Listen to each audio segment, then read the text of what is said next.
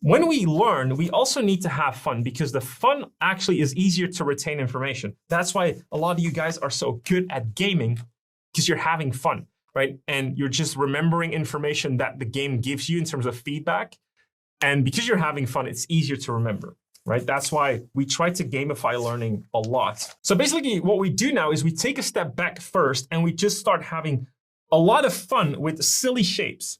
So we're taking silly shapes and we're seeing how we can now sort of reverse engineer that structure into it. Can we give it eyes? Can we give it a nose in a simplified version? But can we have fun with it? Can we warp the shapes, inflate them, stretch them, whatever we want to do with them, and still create the resemblance of a face?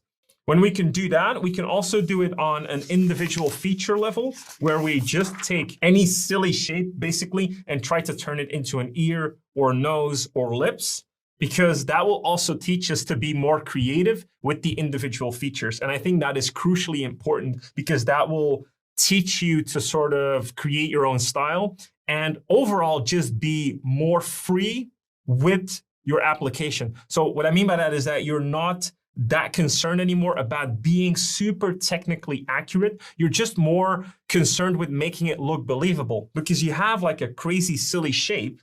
Now you just have to make it look like an ear or a nose. So it's no longer about, is it technically in the correct proportions? Because I'll tell you what, if you want to be really good at drawing characters, you have to be able to work with silly shapes because most faces have silly shapes.